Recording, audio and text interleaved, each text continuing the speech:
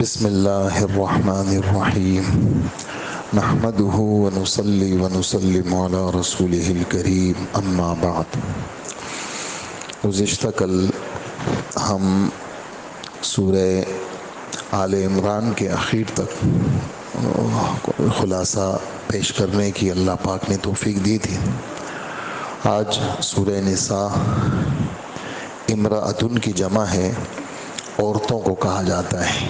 امرأتن ایک عورت اور اس کی جمع نساء آتی ہے، بہت ساری عورتیں، اور اس کو کہا جاتا ہے سورہ نساء کبریٰ، بڑی سورت۔ ایک ہے سورہ نساء صغریٰ، اس کا دوسرا نام ہے سورہ طلاق، وہ 28ویں پارے میں ہے، جس کے اندر یعنی زیادہ تر احکامات وہ عورتوں کے متعلق ہمارے رب نے بیان فرمائے ہیں، اور بھی کافی باتیں ہیں، لیکن ابتدا اس میں عورتوں کے مسائل سے اس کی ہوتی ہے۔ اور اسلام کے سورج نکلنے سے پہلے عورتوں کے اوپر بہت زیادہ مظالم تھے، مختلف قسم کے۔ تو ایک تو عورت ذات کو برداشت نہیں کیا جاتا تھا، اور عربوں کے ہاں جو مکہ مکرمہ کا رواج تھا، وہ جہاں کہیں لڑکی پیدا ہو جاتی تو لڑکی کو عیب کی نظر سے دیکھتے، اور جس آدمی کو کہا جاتا تیرے گھر کے اندر لڑکی پیدا ہو گئی تو غم اور غصے کی وجہ سے اس کا رنگ کالا ہو جاتا تھا۔ یہ 14ویں پارے میں ہے، اور لوگوں سے چھپتا پھرتا تھا۔ یہ بھی قرآن کی آیت ہے، یتوارا، لوگوں سے چھپتا پھرتا تھا، من سوء ما بشر بہ، کہ جو خوشخبری اس کو لڑکی کی ملی ہے وہ اس کو برا سمجھتا تھا، اور اندر اندر گھٹا کرتا تھا کہ میرے ہاں لڑکی کیوں پیدا ہوئی۔ اور ایمسکہ علی ہون ام یدسہ فی التراب، کہ میں اس لڑکی کو ذلت کے ساتھ اپنے گھر میں رکھوں یا مٹی کے اندر اس کو دفن کر دوں۔ تو یہ یعنی عورتوں کے ساتھ کا سلوک تھا۔ اور لڑکوں کے ساتھ بھی کبھی کبھار ایسا ہوتا تھا کہ بعض لوگ لڑکوں کو بھی مارتے تھے۔ تو ان سے پوچھا گیا کہ تم لوگ اپنی اولاد کو کیوں قتل کرتے ہو؟ تو جواب دیتے تھے کہ ہمیں پورا نہیں ہوتا تو ان بچوں کو کیسے کھلائیں گے۔ اس پر اللہ جل جلالہ نے قرآن پاک میں 2 جگہ تو بالکل صاف آیت ہے، ایک 8ویں پارے میں ہے اور ایک 15ویں پارے میں ہے، کہ اللہ جل جلالہ فرماتے ہیں وَلَا تَقْتُلُوا أَوْلَادَكُمْ خَشْيَةَ إِمْلَاقٍ، غریبی اور فقیری کے ڈر سے اپنے بچوں کے قاتل مت بنو، نحن نرزقکم وإیاہم، رزق تمہارے ہاتھ میں نہیں ہے، ہم تم کو بھی رزق دیتے ہیں اور تمہارے بچوں کو بھی ہم رزق دیتے ہیں۔ تو لڑکا ہو یا لڑکی ہو، یہ اللہ کی طرف سے نعمتیں ہیں اور رحمتیں ہیں اور برکتیں ہیں، اور دینے والے اللہ ہیں۔ لڑکا ملے یا لڑکی ملے یہ اللہ کی مشیت پر ہے۔ خیر، تو عورتوں کے ساتھ ناروا سلوک ہوتا تھا، اس پر یہ صورت ہمارے رب نے اس میں کچھ احکامات ہیں مستورات کے متعلق۔ مثال کے طور پر پہلی جو آیت ہے ہم سنتے ہیں نکاح کے خطبوں کے اندر پڑھی جاتی ہے۔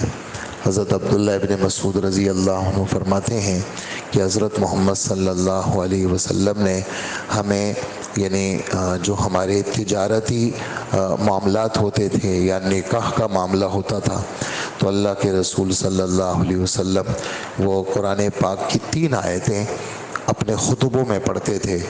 ایک 4تھے پارے کا دوسرے رکوع کی پہلی آیت، یا ایھا الذین آمنوا اتقوا اللہ حق تقاتہ، ایمان والو اللہ سے ایسا ڈرو جیسے اللہ سے ڈرنے کا حق ہے، اور مرتے دم تک مسلمان ہونے کی کوشش رکھنا، تابعدار ہونے کی۔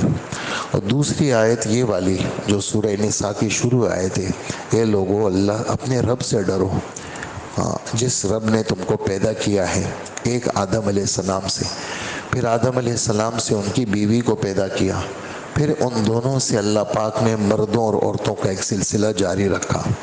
لہٰذا اس اللہ سے ڈرو جس اللہ کا واسطہ دے کر تم ایک دوسرے سے مانگتے ہو، درخواست کرتے ہو، اور رشتہ داری کے معاملے میں اللہ سے ڈرو، اور اللہ پاک وہ تمہارے ہر عمل کا نگران ہے۔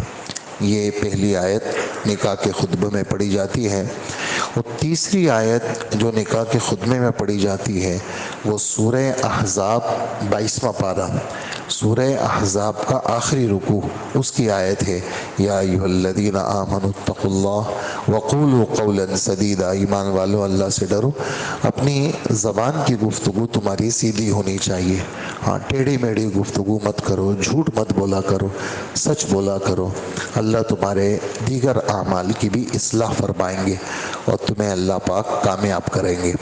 تو یہ 3 آیتیں نکاح کے خطبے میں پڑھی جاتی ہیں، اور اس صورت کے جو مضامین ہیں اس میں یتیموں کے حقوق کا بیان ہے۔ یتیم اپنا ہو یا پرایا ہو، اپنے سے مراد بھتیجا ہے میرا، اپنے سے مراد میرا بھانجا ہے، اپنے سے مراد میرا پوتا ہے، اپنے سے مراد میرا نواسا ہے، پرائے سے مراد کسی بھی مسلمان کا بچہ۔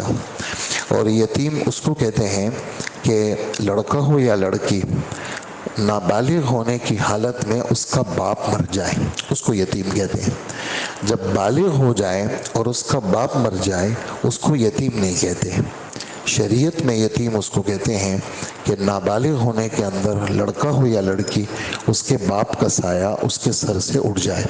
تو یتیموں کا خیال رکھنا، اس کے مال کا خیال رکھنا، تو اس زمانے میں ایسا ہوتا تھا کہ ساتھ رہتے تھے، جیسے بھانجا بھتیجا ہے تو ساتھ رہتے تھے، تو یتیم کا جو مال ہوتا تھا تو وہ اپنے مال میں مکس کر لیتے تھے۔ اب یتیم کبھی نہ کھائے تو اس پہ ہمارے رب نے فرمایا کہ دیکھو یتیموں کے مال کو مکس مت کرو۔ اب کیا کیا صحابہ کرام نے اس کی رعایت کر کے الگ الگ کر لیا۔ اب جیسے الگ آٹا گوندا، مثال دے رہا ہوں آپ کو، الگ اس کے لیے سالن پکا، تب اس نے رات کا کھانا نہیں کھایا، تو وہ سالن اس زمانے میں فریج بھی نہیں، وہ آٹا وہ سالن وہ سڑ جاتا تھا۔ تو یہ پھر اللہ کے رسول کے سامنے باتیں آئیں کہ اللہ کے رسول ہم کیا کریں؟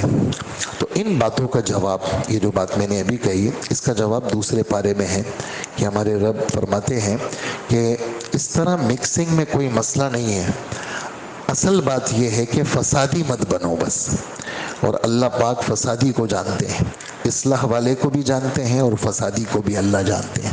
لہٰذا جو ہے وہ اگر کچھ یتیم کا تمہارے پیٹ میں چلا گیا، کچھ تمہارا ادھر چلا گیا، اتنی زیادہ بہت زیادہ بالکل الگ الگ کرنا یہ انسان کے بس میں نہیں ہے۔ لیکن یتیم کے بڑے ہونے سے پہلے پہلے اس کی چیزوں کو سمیٹنا، اپنی طرف کرنا، اس کی اجازت نہیں ہے۔ اچھا، اب یتیم ہے، میرا اپنا ہے یا پرایا ہے، تو اس کے پیسے ہیں، اس کے باپ کا انتقال ہوا، بڑی جائیداد تھی اس کی، تو ہمارے رب فرماتے ہیں کہ ان یتیموں کو ان کا مال حوالے مت کرو۔ لڑکے ہیں اور کہتے ہیں کہ نہیں ہمیں خود مختاری دے دو، تو اللہ پاک فرماتے ہیں مت دو ان کو، جب تک ان کو مال کے سنبھالنے کا ڈھنگ نہ آ جائے۔ جب اچھی طرح تم ان کو ذرا مارکیٹ میں تھوڑا سا ان کو آگے پیچھے رکھو اور ان کو ذرا تجربے کے طور پر مال دے دیا تم نے، اور تم نے مارکیٹ میں اس کو بھیجا جاؤ بیچ کے آؤ، یا آفس کھول کے دے دی اور تم نے اس کی سیٹنگ بنا دی اور تم اس کی نگرانی کر رہے ہو، تو اللہ جل جلالہ فرماتے ہیں کہ یتیموں کی اس طرح نگرانی کرو۔ فَإِنْ آنَسْتُم مِّنْهُمْ رُشْدًا فَادْفَعُوا إِلَيْهِمْ أَمْوَالَهُمْ، جب تم دیکھو کہ ان کے اندر سمجھ بوجھ آ گئی ہے، اب وہ پیسے کو ضائع نہیں کریں گے، اڑائیں گے نہیں، اب کیا کرو؟ فَادْفَعُوا إِلَيْهِمْ أَمْوَالَهُمْ، اب تمہیں کیا کرنا ان کے پیسوں کا، تم ان کے پیسے دے دو، لیکن خیال رکھنا ہے اس بات کا کہ یہاں گواہی مقرر کرو، کہیں ایسا نہ ہو وہ تمہارے خلاف کل کیس دائر کر لے کہ چچا نے یا ماموں نے یا دادا نے یا نانا نے یا فلانے نے میری چیز لے لی، تو ایسا نہ ہو، بالکل کیا کرو؟ گواہ کو قائم کرو۔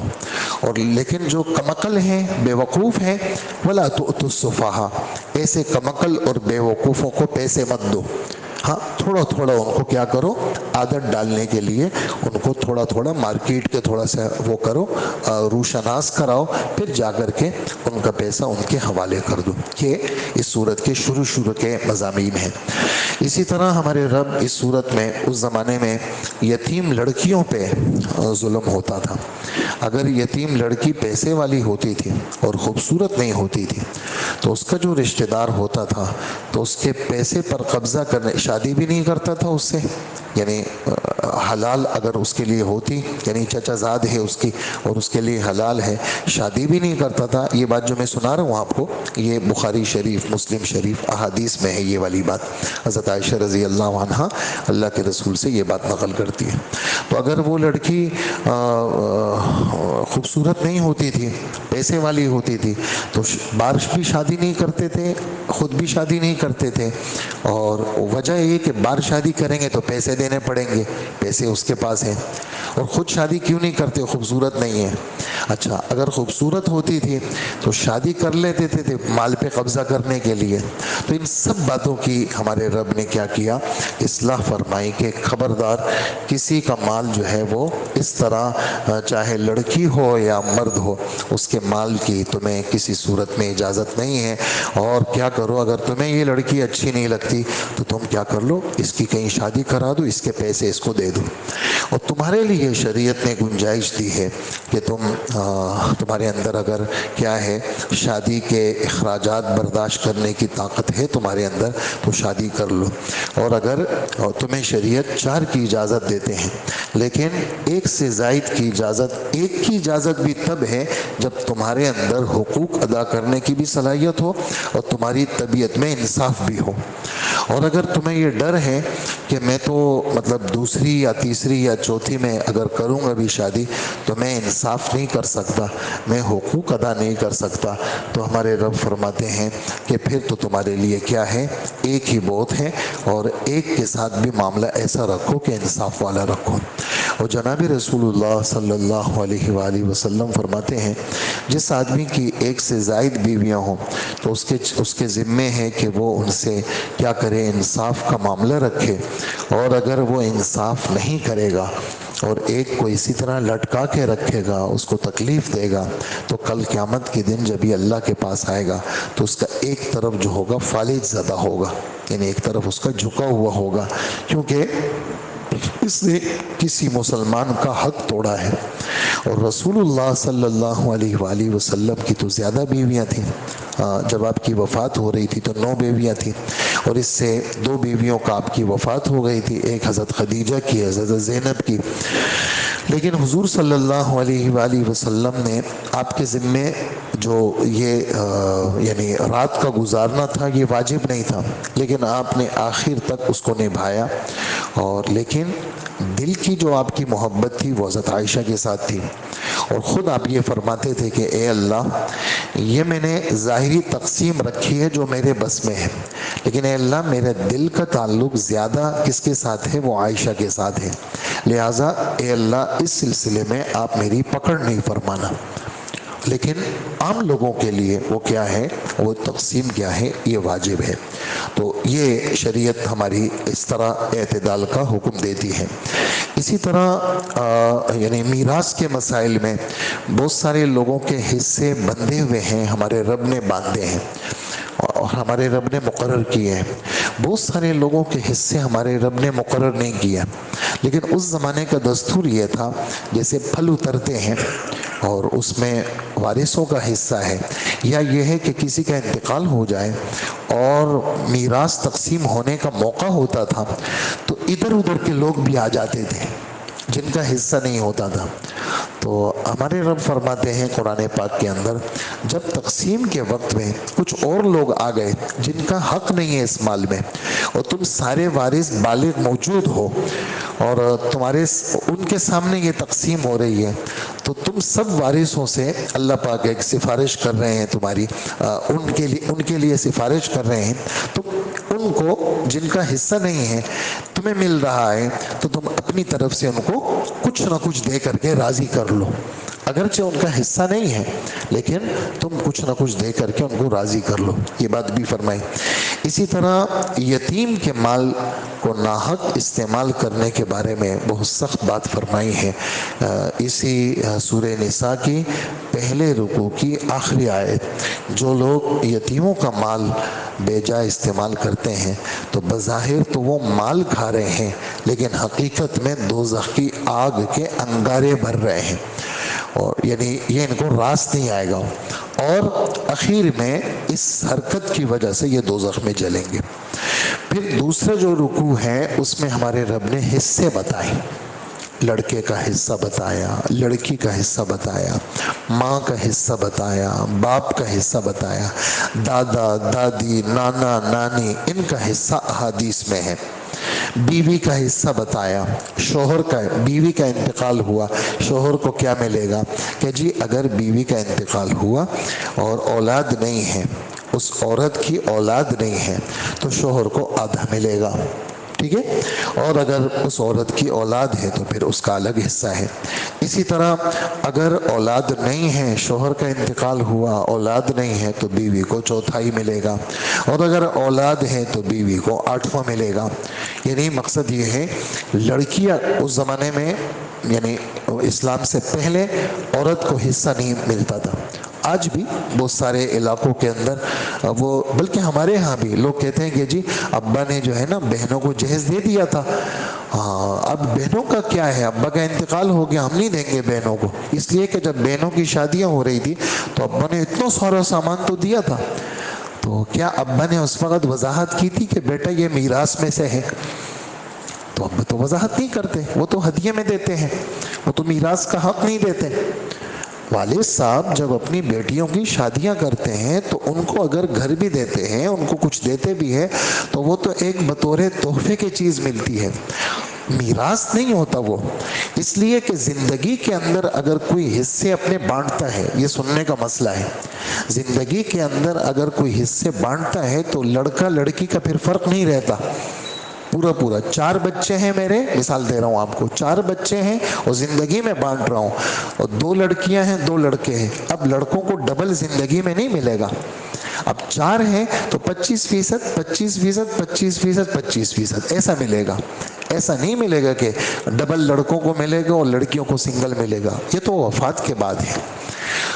تو بہت سارے ہمارے یہاں بھی مسئلے آتے ہیں، لوگ یہاں پوچھتے ہیں تو کہتے ہیں کہ جی ابا نے تو بہنوں کو جب شادی ہوئی تھی تو بہت کچھ دیا تھا اور بہنوں کا کوئی حصہ نہیں. یہ غلط بات ہے. جس وقت ابا شادی کر رہے تھے ہماری بہنوں کی، اس وقت ابا نے یہ نہیں کہا تھا کہ یہ میں میراث دے رہا ہوں، بلکہ بچی گھر سے رخصت ہو رہی ہے، اس کو زیور بنا کے دے رہے ہیں، اس کو سامان دے رہے ہیں، اس کو فرنیچر دے رہے ہیں. بہت سارے لوگ گھر دے دیتے ہیں، بچی کو دیتے ہیں کہ بھئی میرے پاس مجھے اللہ نے دیا ہے، میری بچیوں کا یہ میں اپنی بچیوں کو دیتا ہوں. لیکن اس آدمی کی وفات کے بعد، یعنی باپ کی وفات کے بعد، اس جہیز کے مال کی وجہ سے اس لڑکی کا حق ختم نہیں ہوتا، اس لڑکی کا حق ختم نہیں. اور اگر اس باپ نے شادی کرتے وقت یہ کہا کہ یہ میں میراث دے رہا ہوں اپنی، تو پھر باپ کے ذمے ہے کہ اپنے پورے مال کو کیا کرے، اپنے بچوں پہ برابر تقسیم کرے. یہ بات نعمان ابن بشیر رضی اللہ تعالی عنہ یہ کہتے ہیں کہ میرے دل میں یہ بات آئی کہ یعنی ان کے جو والد تھے بشیر، تو کہا کہ میرے والد نے مجھے الگ سے کچھ دینا چاہا. تو میری بیوی امرہ اس کا نام تھا، تو میری بیوی نے جو ہے وہ مجھ سے کہا کہ آپ جو نعمان کو دے رہے ہو، یعنی بشیر کی بیوی نعمان کی والدہ، تو آپ جو نعمان کو دے رہے ہو میں تو تب خوش ہوں گی جب آپ اللہ کے رسول کو گواہ بناؤ گے. تو وہ اللہ کے رسول کے پاس گئے تو انہوں نے کہا کہ میں اپنے اس نعمان کو یہ فلانی چیز دینا چاہتا ہوں. تو اللہ کے رسول نے فرمایا کہ آپ کے اور بچے ہیں؟ کہاں؟ تو کہا کہ جو چیز آپ نعمان کو دینا چاہتے ہیں وہ سب کو دیں گے آپ؟ نہیں. انہوں نے کہا نہیں. تو آپ نے فرمایا کہ میں کسی ظلم والے معاملے پہ گواہ نہیں بنوں گا. تمہیں اللہ پاک نے اولاد دی ہے تو تمہارے ذمے ہے تم اپنے بچوں کے بیچ میں کیا کرو، برابری کرو. تو اگر والد صاحب بچی کی شادی کر رہے ہیں تو وہ اگر کہہ رہے ہیں کہ بھئی یہ میں اپنے زندگی میں حصہ دے رہا ہوں تمہیں، اور تم میری موت کے بعد مطالبہ نہیں کرنا، تو اس صورت میں پھر حکم یہ ہے کہ کیا کرے، وہ پورا برابر برابر اپنی ان بیٹیوں کی 4 بیٹیاں ہیں، 2 بیٹیاں ہیں، 1 بیٹی ہے، پورے میں برابر تقسیم کرے۔ یہ بات میں سمجھا سک رہا ہوں نا آپ حضرات، سمجھ رہے ہیں نا آپ یہ والی بات؟ یعنی کوئی مشکل الفاظ نہیں ہے میرے، بالکل آسان الفاظ میں یہ میں سمجھا رہا ہوں، چونکہ یہ مسئلے آتے ہیں اس لیے آپ کے ذہن میں یہ والی بات ہونی چاہیے۔ تو عورتوں کا حصہ، جیسے میں نے کہا بیٹیوں کا ہمارے رب نے سنایا، عورتوں میں ماں کا حصہ ہمارے رب نے سنایا، دادی اور نانی اس کا حصہ احادیث میں ہے، دادی اور نانی اس کا حصہ احادیث میں۔ حضرت ابوبکر کے پاس ایک دادی آئی، حضرت ابوبکر نے کہا بھی مجھے تو پتہ نہیں ہے کہ تمہارا حصہ ہے بھی یا نہیں، صبر کرو ذرا، تم میں ذرا صحابہ سے پوچھ لوں۔ تو حضرت نے صحابہ میں ملاقاتیں کی کہ بھئی ایک عورت آئی تھی، دادی تھی، اس کے پوتے کا انتقال ہوا تھا، وہ حصہ مانگ رہی تھی۔ تو ایک صحابی نے کہا ہاں حضور صلی اللہ علیہ وسلم نے دادی کو چھٹا حصہ دیا تھا، اور پھر حضرت ابوبکر رضی اللہ عنہ نے اعلان فرمایا۔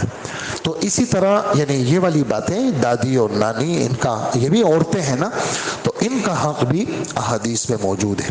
اسی طرح پھوپھی کا حق وہ موجود ہے، خالہ کا حق وہ موجود ہے، چونکہ یہ بھی عورتیں ہیں۔ بیوی ہے اس کا حق موجود ہے، بیٹیوں کا آپ نے سن لیا۔ تو عورتیں یہی قسم کی ہوتی ہیں، یعنی بیوی ہوتی ہے اور ماں ہوتی ہے اور دادی ہوتی ہے، نانی ہوتی ہے، پھوپھی، خالہ، یہ جو اپنے رشتہ دار خواتین ہوتی ہیں یہی عورتیں ہوتی ہیں۔ شریعت نے ان کو کیا دیا ہے، حق دیا ہے۔ اسی طرح یہ والی جو ہے وہ صورت ہمیں یہ والا پتہ بھی دیتے عورتوں کے حقوق میں کہ خواہ عورتوں کو تنگ مت کرو، خواہ، اور اللہ پاک سفارش کر رہے ہیں کہ اے مردوں میں تمہارا رب ہو کے تمہاری ان بیویوں کی سفارش کر رہا ہوں، ان کے ساتھ اچھا سلوک کرو۔ اور ہمارے نبی صلی اللہ علیہ وسلم فرماتے ہیں عورت کے مزاج میں ٹیڑھا پن ہے، عورت کے ساتھ تو گزارا کرو، عورت کے ساتھ تو کیا کرو، گزارا کرو، گزارا اس کے ساتھ کرو، اور گزارا کرو گے تو نفع بھی اٹھاؤ گے، اور اگر گزارا نہیں کرو گے، تم کہو گے بالکل سیدھی رہے، تو مولانا علامہ قطب الدین رحمۃ اللہ علیہ مشکات شریف کے جو شارح ہیں وہ یہاں ایک اچھا جملہ لکھتے ہیں، آپ کو سنا دوں میں۔ وہ فرماتے ہیں کہ جو اس طرح یار ڈھونڈے گا، جو اس طرح یار یعنی بیوی ڈھونڈے گا کہ جو بالکل سیدھی رہے میرے مزاج کے مطابق، تو فرمایا وہ ہمیشہ بے یار رہے گا، اس کو اس کے مطلب کا یار ہی نہیں ملے گا۔ جو کہے گا کہ بھئی جیسے میں ہوں ویسی جو ہے نا بالکل ایسی ہو، تو کہا ایسا نہیں ہوگا، عورت کے ساتھ تو تم نے گزارا کرنا ہوگا۔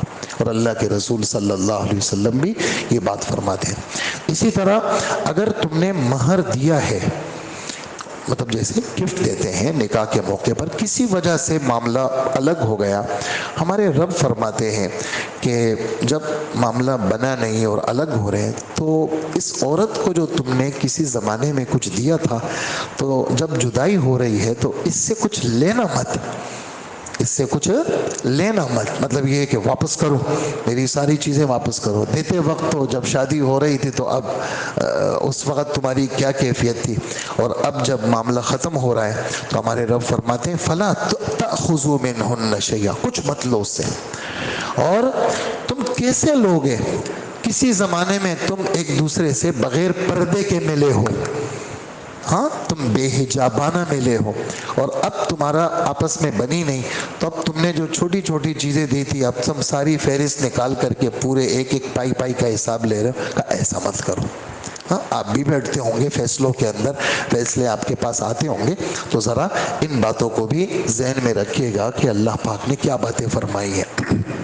اسی طرح چوتھے پارے کے بالکل اخیر میں پہلے زمانے میں یہ دستور تھا، مثال کے سوتیلی ماں، یعنی سوتیلی ماں، تمہارے باپ نے ایک عورت سے شادی کی، تمہارے باپ نے ایک عورت سے شادی کی تو وہ تمہاری ماں بن گئی، تو جیسے تمہاری سگی ماں تمہارے لیے حرام ہے، تمہاری دادی تمہاری نانی تمہارے لیے حرام ہے، ایسے ہی تمہارے باپ نے کسی عورت سے شادی کی ہے تو وہ تمہاری ماں ہے، وہ تمہاری ماں ہے۔ ہمارے رب فرماتے ہیں اے مسلمانوں سنو، تمہارے باپ نے اگر کسی عورت سے شادی کی ہے تو تمہارے باپ کی وفات ہو گئی اور تمہاری یہ ماں زندہ ہے اور عدت بھی گزر گئی، کہیں ایسا نہ ہو تم اپنی ماں سے شادی کرو۔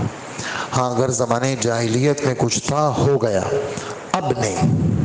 اور اگر تم ایسا کرو گے تو یہ کھلی ہوئی بے حیائی بھی ہے اور اللہ کی ناراضگی بھی ہے اور برا راستہ ہے۔ انہو کان فاحشہ و مقتا و ساء سبیلا۔ فاحشہ بے حیائی ہے، مقتا ناراضگی ہے، ساء سبیلا برا راستہ ہے۔ شریعت کی روح سے یہ راستہ بالکل غلط ہے۔ باپ کی منکوحہ، دادا کی منکوحہ تمہاری دادی، نانا کی منکوحہ تمہاری نانی، سوتیلی نانی، باپ کی منکوحہ تمہاری سوتیلی ماں، دادا یا نانا یا باپ کی وفات کے بعد ان سے تمہارے لیے شادی کی اجازت نہیں، یہ ہمارے رب فرماتے ہیں۔ اسی طرح محرمات کا بیان، قرابتی رشتے، یعنی جو دادا اور نانا، دادا اور یعنی ددیالی رشتے اور ننیالی رشتے۔ ددیالی رشتے یعنی پھوپھی ہو گئی، ننیالی رشتے جیسے خالہ ہو گئی، اور تمہاری ماں کی ماں یعنی تمہاری نانی، پھر ان کی بھی ماں یعنی تمہاری پر نانی، تمہارا باپ اور تمہارے باپ کی ماں یعنی تمہاری دادی، اور پھر تمہارے باپ کی دادی اوپر تک تو یعنی تمہاری پر دادی۔ تو یہ سب تم پر حرام ہے، یعنی ان سے کبھی بھی تم شادی نہیں کر سکتے۔ حرمت علیکم امہاتکم۔ اسی طرح تمہاری بیٹیاں تم پہ حرام ہیں جو تم سے پیدا ہوئی ہے، تمہاری بیوی سے پیدا ہوئی ہے۔ حرمت علیکم امہاتکم و بناتکم و اخواتکم، تمہاری بہنیں۔ پھر بہنوں کی 3 قسمیں ہیں، بہنوں کی 3 قسمیں ہیں، یعنی وہ جو تمہاری بہن ہے، تمہاری سگی بہن ہے۔ سگی سے مراد کیا ہے؟ باپ اور ماں دونوں شریک، باپ اور ماں دونوں، یعنی تم بھی اسی ماں باپ کی اولاد ہو، وہ بھی اسی ماں باپ کی اولاد ہے۔ اس کو شریعت میں عینی کہتے ہیں، عین یا نون یا۔ اور ایک وہ ہے کہ جو تمہاری باپ شریک ہے، یعنی باپ ایک ہے، مائیں 2 الگ الگ ہیں، اس کو علاتی کہتے ہیں۔ ایک وہ ہے کہ ماں شریک ہے، یعنی تم بھی اسی عورت کے بچے ہو، وہ بھی اس عورت کی بچی ہے، لیکن تمہارا باپ عبداللہ ہے، اس لڑکی کا باپ کوئی اور ہے، اس کی وفات ہو گئی تو اس عورت سے تمہارے باپ نے شادی کر لی، تو اس سے تم پیدا ہو گئے، تو اس عورت کے پچھلے شوہر کی جو بیٹی ہے وہ بھی تمہاری بہن ہے، اس کو اخیافی کہتے ہیں۔ تو بہنوں کی 3 قسمیں، اسی طرح پھوپھیوں کی بھی 3 قسمیں، اسی طرح خالوں کی بھی 3 قسمیں۔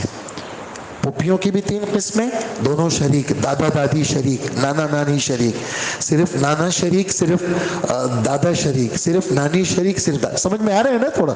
تو عینی، علاتی، اخیافی، یہ جو تمہاری بہنیں ہیں یہ تم پر حرمت علیکم امہاتکم و بناتکم و اخواتکم و عماتکم، تمہاری پھوپھیاں، تمہارے باپ کی بہنیں، و عماتکم و خالاتکم، تمہاری ماں کی بہنیں، تمہاری ماں، وہ 3 قسمیں، و خالاتکم و بنات الاخ، تمہاری بھتیجیاں، تمہاری یعنی 3 قسموں کی بھائیوں کی بیٹیاں، عینی بھائی ہو یا علاتی بھائی ہو یا اخیافی بھائی ہو، وبنات الاخ وبنات الاخت، تمہاری بھانجیاں، تمہاری بھانجیاں، 3 قسم کی بہنوں کی بیٹیاں، وبنات الاخت وامہاتکم اللاتی ارضعنکم، اور ان عورتوں کے ساتھ تمہارا نکاح حرام ہے جن عورتوں نے تمہاری 2 سال کے اندر اندر تمہیں دودھ پلایا ہے،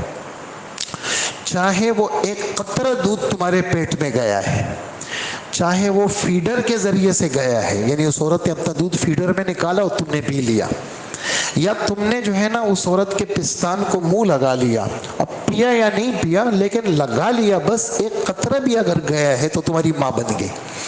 یحرم من الرضاعہ ما یحرم من النسب، ہمارے نبی کا فرمان۔ جو رشتے سگے رشتے حرام ہو جاتے ہیں، ایسے ہی دودھ والے رشتے بھی حرام ہو جاتے ہیں۔ تو ایسی ماں اس سے جس نے تمہیں دودھ پلایا، اور ایسی لڑکی جو اس نے اس کو دودھ پلایا تمہاری اس عورت نے، اور تم نے بھی اس عورت کا دودھ پیا، تو تم دونوں کیا ہو گئے؟ بہن بھائی ہو گئے، تو تم نہیں شادی نہیں ہو سکتی تمہاری۔ وَأُمَّهَاتُكُمُ اللَّاتِي أَرْضَعْنَكُمْ وَأَخَوَاتُكُم مِّنَ الرَّضَاعَةِ، تمہاری وہ بہنیں جو دودھ شریک ہیں، وَأَخَوَاتُكُم مِّنَ الرَّضَاعَةِ وَأُمَّهَاتُ نِسَائِكُم، سسرالی رشتہ، تمہاری بیویوں کی مائیں یعنی تمہاری ساس۔ اب مثال کے طور پر ایک عورت سے شادی کر لی، عورت کا انتقال ہو گیا، لیکن اس عورت کی ماں زندہ ہے، تو یہ عورت اس داماد کے اوپر ہمیشہ کے لیے حرام ہے، چاہے اس کی بیوی زندہ ہو یا مر گئی۔ میری بات سمجھ میں آ رہی ہے نا؟ یعنی یہ جو ساس ہے نا، ایک دفعہ ساس بن گئی، جیسے ایک دفعہ ماں بن گئی تو وہ ماں رہے گی، اس سے ماں کا رشتہ کٹ نہیں سکتا۔ ایسے ہی جب ایک دفعہ ساس بن گئی تو بیوی زندہ ہو یا بیوی مر جائے تو ساس ہمیشہ کے لیے حرام۔ ساس کیا ہے؟ وَأُمَّهَاتُ نِسَائِكُمْ وَرَبَائِبُكُمُ اللَّاتِي فِي حُجُورِكُم مِّن نِّسَائِكُمُ اللَّاتِي دَخَلْتُم بِهِنَّ۔ ایک ایسی عورت تمہارے نکاح میں آئی جس کا پہلے شوہر سے بیٹی تھی، اور یہ عورت آ گئی اور تم اس عورت سے شادی بھی ہو گئی، میلاب بھی ہو گیا۔ اب کیا ہے، یہ جو عورت کی بیٹی ہے پہلے شوہر سے، اس کو شریعت میں ربیبہ کہتے ہیں۔ کیا کہتے ہیں؟ ربیبہ کہتے ہیں۔ یہ بچی بھی تمہارے لیے کیا ہو گئی؟ حرام ہو گئی۔ ہاں اگر جو ہے وہ نکاح تو ہوا لیکن میلاب نہیں ہوا، اب اگر تمہاری نیت یہ ہے کہ میں اس عورت کو طلاق دے دوں، اس لڑکی سے میں شادی کروں گا، تب تو جائز ہے، لیکن اگر میلاب ہو گیا اس کے بعد پھر کسی صورت میں اجازت نہیں ہے۔ اسی طرح دو بہنوں کو نکاح میں جمع کرنا یہ حرام ہے۔ دو بہنوں کو نکاح، یہ دو سوکنے ہو گئی۔ بہن آپس میں کیا چاہتی ہے؟ محبت اور انسیت چاہتی ہے، اور سوکنے آپس میں کبھی بھی محبت سے نہیں رہ سکتی۔ تو کیا ہے کہ دو بہنوں میں اگر دشمنی ڈالنی ہے تو پھر تو ان کا آپس میں نکاح میں جمع کر لو، لیکن اللہ پاک نے منع فرمایا کہ دو بہنیں کبھی بھی ایک آدمی کے نکاح میں نہیں آ سکتی۔ اور آخر میں فرمایا 5ویں پارے کا پہلا ٹکڑا، والمحصنات، وہ عورتیں بھی تم پر حرام ہیں جن کے شوہر موجود ہیں۔ شادی شدہ عورتیں جب تک شوہر مر نہ جائے اور اس کی عدت گزر نہ جائے، جب تک شوہر مر گیا یا شوہر نے طلاق دے دی، عدت گزر گئی، اب یہ عورت حلال ہو سکتی ہے۔ لیکن جس عورت کا شوہر موجود ہے تو اس عورت کے ساتھ نکاح ہمارے رب نے حرام قرار دیا، اور فرمایا وَأُحِلَّ لَكُم مَّا وَرَاءَ ذَلِكُمْ۔ یہ جو قسمیں تم نے سن لی نا، اس کے ہٹ کر کے وہ باقی اللہ نے تمہارے لیے حلال کی ہے، لیکن ان تبتغوا باموالکم، مہر مقرر کرنا ضروری ہے۔ مہر کتنا کا؟ مہر مثل۔ مہر مثل کس کو کہتے ہیں؟ اس لڑکی کی بہنوں کی اور ابھی جو اس کے ہم عمر قریب کی جو خالائیں ہیں، پھوپھیاں ہیں، بہت عمر رسیدہ نہیں، قریب زمانے میں جو ان کے رشتہ داروں کی شادیاں ہوئی ہیں، وہ مہر کتنا تھا اس کو مہر مثل کہتے ہیں۔ تو مہر بالکل گھٹیا مہر بھی مت رکھو کہ جی 500 روپے مہر، نہیں، بالکل تھوڑا مہر مت رکھو، بہت اعلیٰ قسم کا مہر بھی مت رکھو کہ شوہر پوری زندگی گزر جائے وہ دے ہی نہ سکے۔ ایسا مہر رکھو جس میں لڑکی کی عزت ہو، اور ایسا مہر رکھو جس کو لڑکا دے سکتا ہو۔ دونوں طرف بیلنس کیا رکھو، اپنا برابر رکھو، توازن برقرار رکھو، تاکہ دونوں طرف معاملہ ٹھیک ہو۔ ہاں تبتغوا باموالکم، لیکن نکاح کی غرض کیا ہے؟ محسنین غیر مسافحین، تم پاک دامن بننا چاہتے ہو، شہوت پوری کرنا تمہاری غرض نہ، وہ تو ویسے ہی پوری ہو جائے گی، لیکن تم عفیف بننا چاہتے ہو، پاک دامن، کہ بھئی میں اپنی عزت بچانے کے لیے، تاکہ میری نگاہیں غلط استعمال نہ ہو، میرا دل خراب نہ ہو، میرا دماغ خراب نہ ہو، میں ایک عورت کے ساتھ پاک دامنی والی زندگی گزارنا چاہتا ہوں، اور اس وجہ سے میں شادی کرنا چاہتا ہوں۔ یہ ہمارے رب نے یہ والی بات فرمائی ہے۔ تو یہ ذرا تھوڑی سی تفصیل طلب بات تھی، اس لیے میں بالکل آرام سے وہ ساری باتیں آپ کی خدمت میں نے پیش کی۔ آگے جا کر کے ہمارے رب نے تجارت کی کچھ باتیں بتائی ہیں۔ اسی طرح کبیرہ گناہوں کی معافی کے لیے توبے کو شرط قرار دیا، اور اگر تم کبیرہ گناہوں سے بچو گے تو تمہارے جو چھوٹے چھوٹے گناہ ہیں تمہارے وضو سے ہم معاف کر دیں گے، تمہارے چھوٹے گناہ ہم تمہاری نماز سے معاف کر دیں گے، تمہارے چھوٹے گناہ تمہاری تلاوت سے معاف ہو جائیں گے، تمہارے چھوٹے گناہ مسجد آتے جاتے میں معاف ہو جائیں گے۔ لیکن کبیرہ گناہ کی معافی کے لیے ندامت شرط ہے، گناہ کا چھوڑنا شرط ہے، آئندہ نہ کرنے کا عزم کیا ہے، یہ شرط ہے۔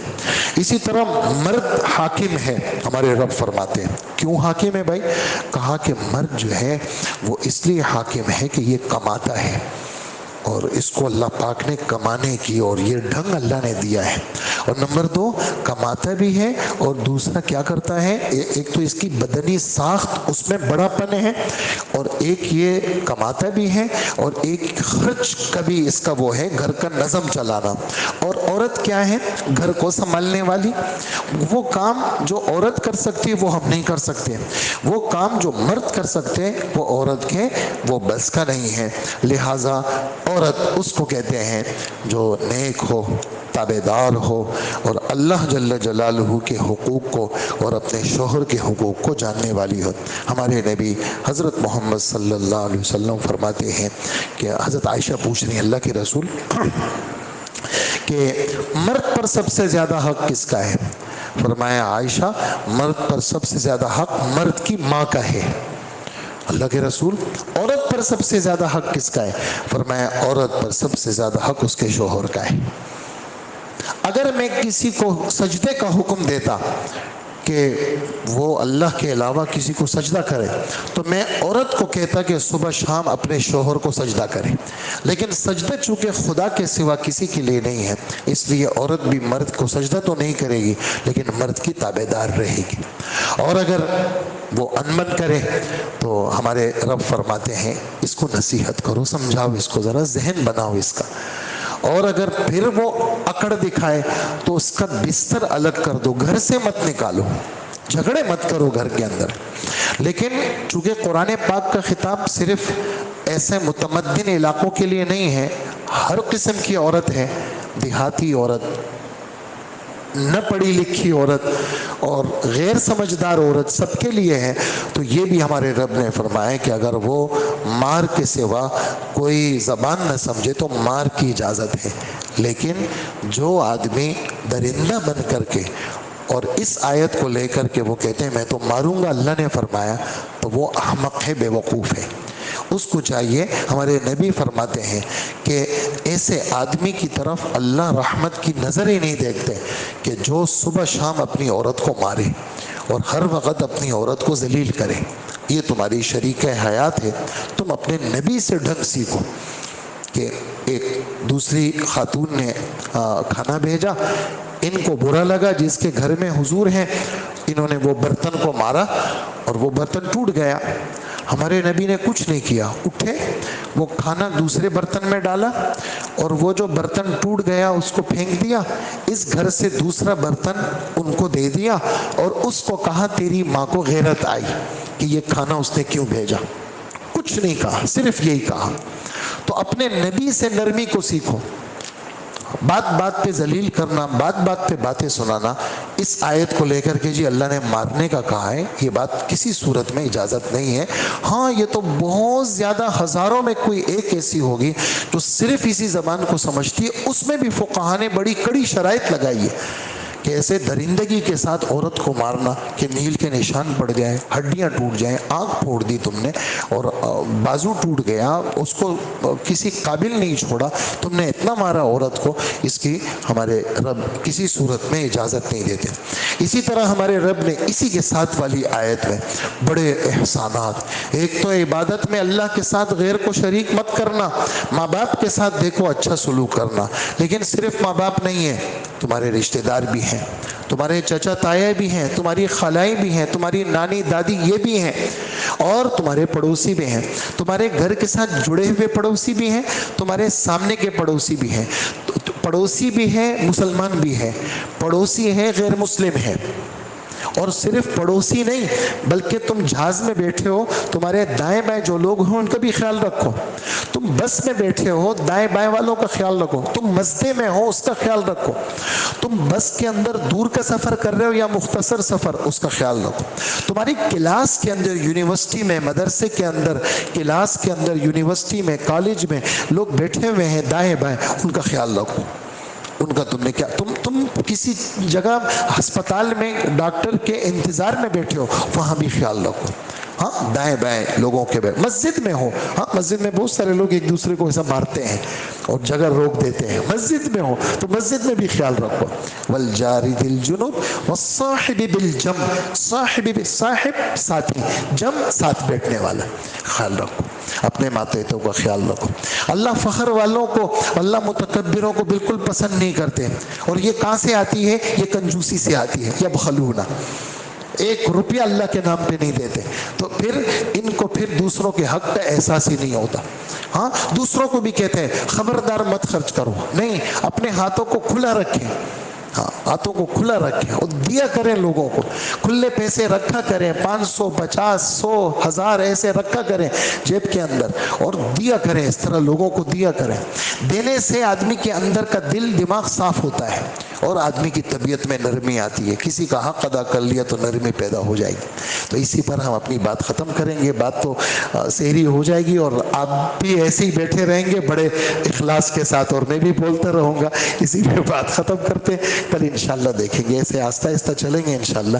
تو آپ کی طلب پہ یہ باتیں آتی ہیں. جیسے آپ اس پہ متوجہ بیٹھتے ہیں تو میں اپنی والدہ کو سے عرض کرتا ہوں, کہتی تم اتنے دیر سے آتے ہو. میں نے کہا بھی وہ مجمع جو ہوتا ہے وہ بیچارے دور دور سے آتے ہیں لیکن وہ اتنے متوجہ ہوتے ہیں کہ میرا جی نہیں چاہتا ان کو چھوڑنے کو. تو جیسے آپ متوجہ بیٹھے ہوئے ہیں ویسے ہی میں بولتا رہوں گا تو سحری ہو جائے گی. پھر یہیں سے پھر فجر پڑھ کے چلے جائیں گے.